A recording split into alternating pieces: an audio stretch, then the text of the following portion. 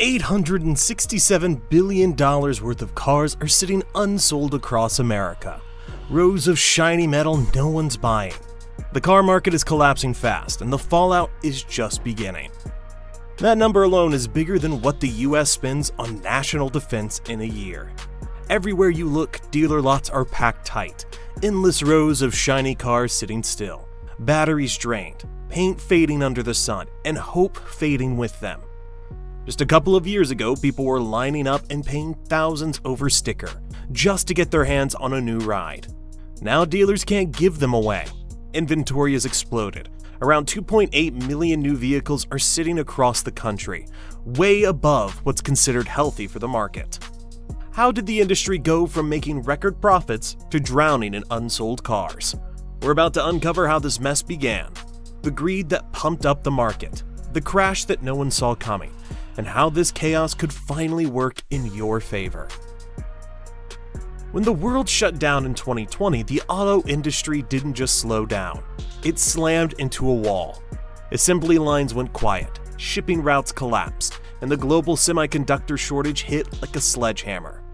Modern cars need over 1,000 chips for everything from sensors to infotainment. And when those chips vanished, so did the cars. By 2021, US automakers were producing nearly 2 million fewer vehicles than projected. But instead of panic, something else happened. Opportunity. Dealers and manufacturers realized that scarcity sells. With fewer cars on the lot, they didn't need discounts to move metal. They could charge more, and people were desperate enough to pay. That's when a new phrase started popping up on windows: market adjustment. It was supposed to cover demand spikes, but in reality, it became legalized greed. A pickup that once sold for $42,000 was now being listed at $59,000. The same truck, just with a shiny sticker and a dealer's smile. By early 2022, over 80% of new car buyers were paying above MSRP. Dealerships that once fought for customers were now turning them away if they didn't agree to inflated prices. Incentives vanished overnight. The days of 0% financing and cashback offers were gone. Instead, dealers started holding back inventory, trickling out vehicles to create urgency. Want that new SUV?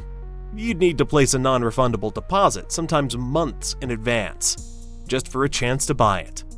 It wasn't just customer service anymore, it was about control. The profit boom that followed was staggering. In 2021, Ford's net income jumped to over $17 billion, its best result in a decade. GM raked in more than $10 billion that same year, while luxury brands like BMW and Mercedes reported record-breaking per-vehicle profits. Dealers too were making an average of $5,000 to $7,000 profit per car, up from barely half that before the pandemic. Executives stated saying the quiet part out loud. One GM official told investors, "We're not chasing volume anymore, we're chasing margins." And for a while it worked. Less supply, more demand, record profits. The auto markets were on fire. But bubbles don't stay pretty forever. And this one, built on scarcity and greed, was about to pop. Additionally, purchasers contributed to the frenzy by becoming entangled in a maelstrom of anxiety, hype, and pressure that made poor choices seem wise. This wasn't limited to the automakers or dealers. Panic crept in as headlines screamed about limited inventory and global shortages. People were boasting about paying more to avoid the wait and showcasing their new bikes on the internet everywhere you looked. Social media turned scarcity into status. Influencers saying things like, "If you don't buy now, you'll never get one." That line alone sold more cars than any dealership ad ever could. The psyche had changed in the middle of 2021. Purchasing an automobile was now more about beating the clock than it was about necessity. Dealers were aware that the market profited from this fear. And then came the financing traps. To keep the illusion of affordability alive, lenders started stretching loan terms longer than ever, 72, 84, even 96 months in some cases. What used to be a 5-year loan suddenly became a 7-year debt sentence. The average new car loan crossed $40,000, and with interest stacked on top, many buyers were locked into payments that outlasted the car's value itself. But people went along with it, chasing comfort, chasing image, chasing something to show for surviving those chaotic years. Every shiny SUV or electric crossover rolling off the lot wasn't just a vehicle. It was a psychological trophy, proof that they'd made it when everything else felt uncertain. The truth is, greed didn't just live in the boardrooms, it lived in driveways too. Buyers got hooked on scarcity just like the industry did. And by the time reality set in, millions were already upside down on loans, trapped in vehicles that had lost their value faster than their pride. Then, reality hit hard. What goes up must always come down. And for the auto industry, the crash came disguised as high interest rates. By 2024, financing a new car had become brutal. The average monthly payment climbed to around $753, according to Cox Automotive, the highest in US history. For many families, buying a car now meant spending more than 40 weeks of income just to afford an average new vehicle. The dream of owning a new ride turned into a financial nightmare. As rates spiked, lenders got nervous. Subprime buyers, the same people who kept the market alive during the boom, started falling behind. By mid-2025, 6.6% of subprime auto loans were over 60 days delinquent, a record high. The repo trucks started rolling again, night after night across America's suburbs. Banks saw the storm coming. Auto loan applications dropped sharply, and lenders began tightening the rules. Subprime approval slowed to a crawl, and even prime borrowers were seeing higher rates and stricter checks. With fewer people approved for loans, sales started to flatline. Meanwhile, the cars kept coming. Manufacturers eager to keep factories running overshot production just as demand was falling. By mid-2025, dealer lots were overflowing again. The days of supply, a measure of how long inventory lasts before selling, surged past the healthy 60-day mark. For some brands like certain EVs and full-size trucks, vehicles were sitting 100 days or more without a buyer. And every day those cars sit, they lose money. Dealers pay floor plan interest to finance their inventory, plus insurance, maintenance, and space costs. A single car sitting idle can lose hundreds of dollars a month, not even counting depreciation. Then there's the physical decay. Dead batteries, flat spots on tires, rubber seals drying out, paint slowly fading under the sun, shiny new cars turning stale before they even touch the road. The industry had built its empire on scarcity. Now it was drowning in surplus, and the same dealers who once bragged about markups were suddenly whispering about discounts. Just as new car sales began to slide, another corner of the market was imploding: the used car sector. For a while, it had been the hottest game in town. When new vehicles were scarce and prices soared, buyers turned to used cars in desperation, driving prices into the stratosphere. By mid-2022, the average used car cost 54% more than it did before the pandemic. Some 3-year-old trucks were selling for almost the same price as brand new ones. Dealers who couldn't get new inventory started fighting tooth and nail at wholesale auctions, paying record prices just to have something, anything to sell. It was a gold rush built on panic. But like all frenzies, it didn't last. As the availability of new cars increased and interest rates rose, the demand for used vehicles disappeared nearly immediately. By 2025, prices were down 25 to 30%, erasing margins and pushing many dealers underwater. The cars they bought at tremendous auction prices were thousands of dollars less than their purchase price, and no amount of creative financing could close the gap. Things were made worse by rental car companies. After 2021 and 2022, when rental car companies bought every car they could get their hands on and paid any price due to a pandemic shortage, they began to unload their fleets altogether when travel eased. Suddenly, thousands of used rental sedans and SUVs started hitting the wholesale market, causing prices to erode even further. For consumers, the crash has been just as brutal. Families who bought used cars at the peak, often paying well above market value with high interest loans, are now trapped. They owe far more than their cars are worth, with little chance of trading in or refinancing without taking a loss. A vehicle that felt like a smart investment 2 years ago has turned into a financial anchor. In the end, the used car market became a mirror of the new one, inflated by fear, propped up by speculation, and undone by reality. Dealers were left holding the bag as the easy money dried up and flippers vanished. Under the weight of mistaken confidence, what was once a gold mine has turned into a graveyard of depreciating metal that rusts silently. Dealerships that used to print money are now struggling to survive across the nation. Silent, glossy, and losing value every day. Rows of unsold trucks and SUVs lay like a graveyard in a parking lot. For many dealers, it's not just slow sales, it's survival math. Every vehicle on the lot costs money to sit there. Between floor plan interest rates of 8 to 10%, insurance and space expenses, each car can drain $30 to $50 a day. Multiply that by hundreds of vehicles, and a single mid-sized dealership could be losing $100,000 a month just in holding costs.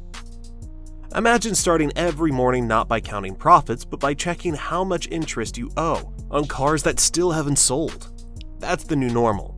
Dealers slash prices, run endless weekend blowouts, and still watch buyers hesitate.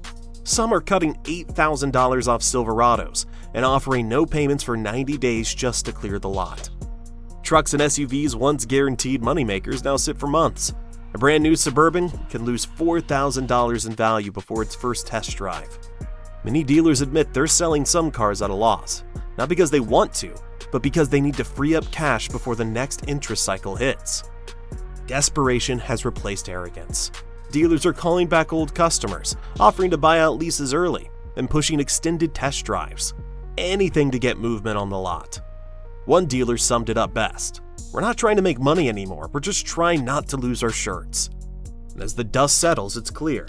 This isn't just one man's struggle. It's the story of an entire industry realizing the party's over. The slowdown was not just at dealerships. It sent a chain reaction out into the entire auto ecosystem. As cars accumulated unsold, factories had to stop production. By mid-2025, several automakers even began to quietly cut shifts, or even idle entire plants to rein in their inventory further before ballooning. For example, Stellantis limited US deliveries to draw down an excess stock, while smaller tiers suppliers began to feel the pinch almost immediately. When production slows, it's not just the factory workers who suffer. Every cut has an impact on the chain. Suppliers of raw materials, shipping companies, and machine shops, and parts vendors all rely on consistent output. Dozens of smaller enterprises that revolve on a single halted assembly line can be stalled. The layoffs have started small, but the fear of another large-scale cutback is already spreading through America's manufacturing towns. Meanwhile, the financial side of the industry is under growing pressure. Dealers who finance their inventory through floor plan loans are finding those debts harder to service as their collateral, the unsold cars, loses value by the week. Some lenders, like GM Financial and Ally, are sitting on piles of receivables tied up in vehicles that aren't moving. The longer the slowdowns drag on, the greater the risk that these loans turn toxic. Repossession lots are filling up again. Cars that were once sold at inflated pandemic prices are being returned to lenders and dumped into wholesale auctions at massive losses.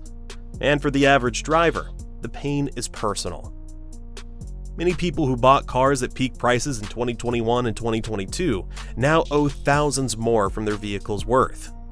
This negative equity is trapping buyers. Some are rolling their old debt into new loans, while others are simply walking away.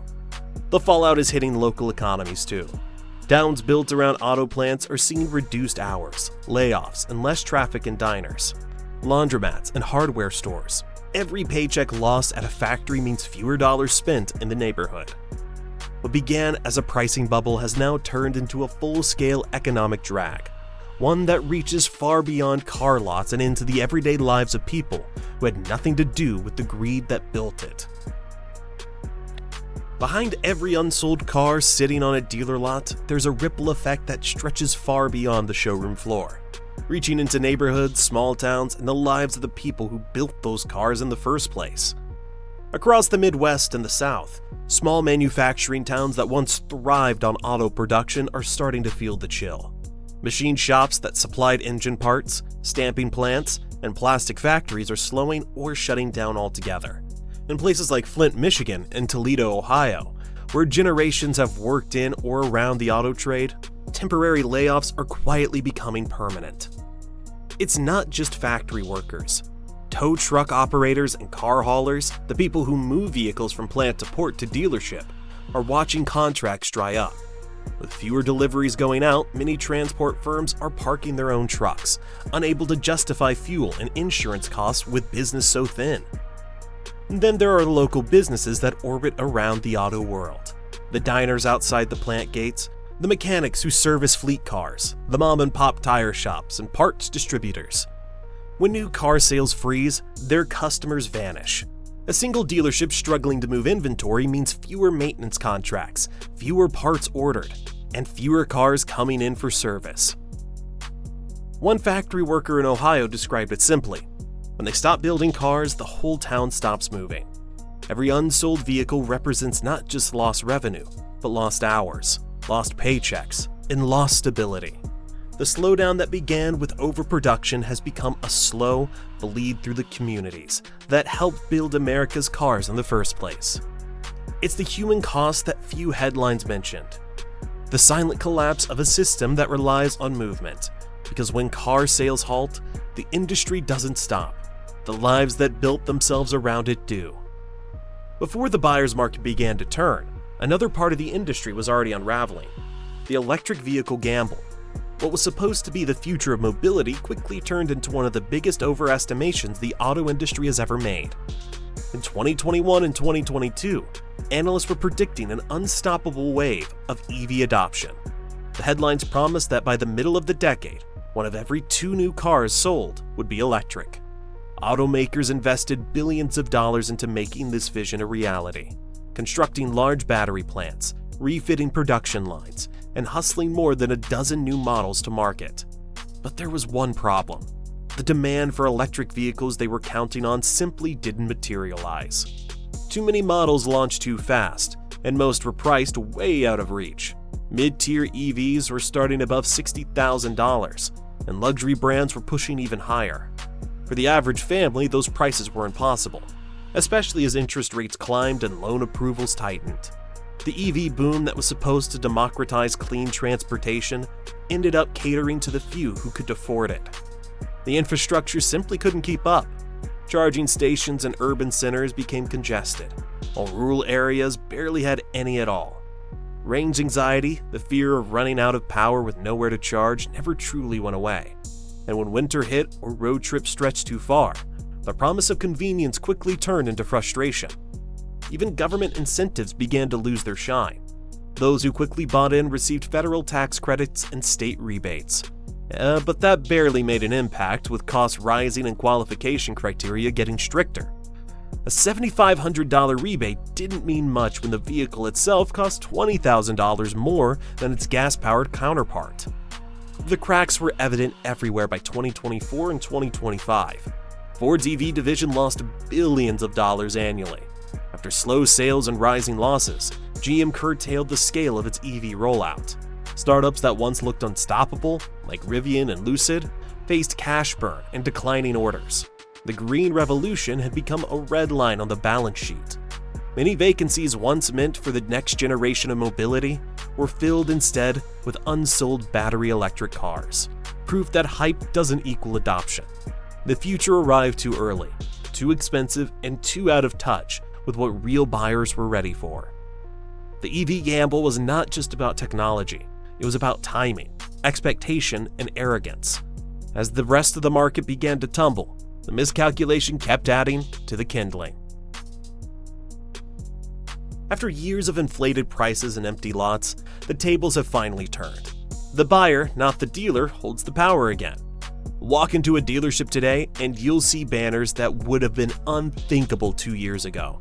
$10,000 off MSRP, 0% financing, no payments for 90 days. Trucks, SUVs, and EVs, once selling above sticker, are now being cleared out like last season's fashion. Some models, like full-size pickups and mid-tier electric crossovers, are seeing discounts of $8,000 to $12,000, stacked with bonus cash and loyalty incentives. It's a fire sale unlike anything the industry has seen in decades. Manufacturers, desperate to move metal, are relaunching the very incentives they swore off during the boom years. 0% financing is back for select buyers. Lease specials are flooding the market. Brands like Ford, Chevrolet, and Hyundai are even offering extra rebates for switching brands or trading in older vehicles. The game that was once rigged in favor of the seller is now being rewritten to lure you back in. And nowhere is the chaos more visible than in the electric vehicle market. During the pandemic, EVs were the industry's golden child. Waitlists stretched for months, and some models sold for thousands over sticker. But now, those same cars are piling up. Combined factory discounts, dealer markdowns, and federal tax credits up to $7,500, and some electric cars are cheaper than gas-powered rivals. For the first time, you can walk into a showroom and drive out in an EV for less than Toyota Camry. Even luxury EVs like the Ford Mustang Mach-E and Volkswagen ID.4, once impossible to find, are now sitting for 90 to 120 days unsold. For smart buyers, this is the moment to strike, but only if you play it right. The biggest deals are hiding where dealers are hurting most: large SUVs, luxury trims, and slow-moving EVs. Look up inventory days supply data. Anything over 80 days means a dealer is bleeding cash to hold those cars, which gives you leverage. Always ask about every available rebate, stack incentives, and pit dealers against each other for quotes. In this market, competition between them is your greatest weapon. But don't let the excitement blind you. Some of these too-good-to-be-true offers come with strings attached, deferred payment plans that balloon later, or lease deals with steep end-of-term fees. And cars that have been sitting idle for months may have hidden issues: dead 12-volt batteries, flat spotted tires, or components worn from sitting in heat and humidity. Before signing anything, check the build date and inspect the car thoroughly. A new vehicle could have been sitting for nearly a year. Even warranties can be affected if a car is stored too long without proper maintenance. So do your homework, negotiate hard, and make sure your deal of the decade doesn't turn into a regret on wheels. For the first time in years, the auto market belongs to the buyer. And while dealers scramble to stop the bleeding, the smartest shoppers are already turning this collapse into opportunity. As the dust begins to settle, the auto industry is quietly rethinking its entire playbook. What's happening now isn't just a correction, it's a forced evolution. The old model of bigger, pricier, and rarer cars has hit its limit, and what comes next could reshape how Americans buy, build, and even think about vehicles. Car companies are already discussing reducing excess, far from $80,000 trucks and luxury EVs that no one can buy. The emphasis has turned to smaller, cheaper, modular cars that can be built, repaired, and upgraded sustainably. Some brands are even testing interchangeable batteries and customizable body panels to cut production costs and limit waste. In the background, businesses are placing their chips on artificial intelligence to save themselves from another crisis of overproduction. Sophisticated algorithms can now track real-time consumer preferences and regional trends, and even dealership traffic, to have a better understanding of what to produce and how much. This trend was overlooked when the industry was fat and happy on profits. At the same time, ownership itself may also be set to change. Subscription services, where drivers pay to have access to cars on a month-to-month basis, are being piloted in larger cities. A new model geared toward the younger buyer who would like to rent a car instead of committing to a long-term loan. Governments are also getting involved, advocating for affordability and manufacturing locally through new incentive programs. For example, Michigan and Georgia are offering tax incentives to an automaker for manufacturing entry-level vehicles domestically rather than luxury vehicles for export. Analysts in the industry project that if these lessons stick, by 2026 the car market could be imagined to be stable, leaner, smarter, and maybe for the first time in years, consumer-focused rather than boardroom-focused. Because as much as this crash demonstrated greed and mismanagement, it also opened a route to renewal that would be focused on sustainability, accessibility, and trust, rather than scarcity and hype. When scarcity becomes the business paradigm, it all began with greed. Dealers raised prices, automakers reduced supply, and consumers paid whatever it took. For a while it looked unstoppable, but every bubble has a breaking point, and this one hit it hard. Now the game is flipped. The same industry that thrived on scarcity is now drowning in excess. The same dealers that once charged markups are now begging buyers to make offers. After years of inflated prices and arrogance, leverage has shifted back to the people. But what happens next? Will prices rise again once this wave of unsold cars clears? Will automakers learn and scale back production for good? The next few months will decide whether the industry rebuilds around affordability or just finds a new way to chase margins. For buyers, this is the time to watch closely. The right deal at the right moment could save you thousands. And for everyone else, see this as more than a car story. It's a signal of something bigger, an economy under strain, and a reminder of how quickly confidence can turn into collapse. Because in the end, 867 billion in idle cars isn't just a number. It's the cost of a market that bet too hard on greed. And now, for the first time in years, the cards are in your hands. If this opened your eyes to what's really happening behind the car market crash, hit like and subscribe and click on the video on your screen now to dive deeper into the stories shaping our car economy's next big shift.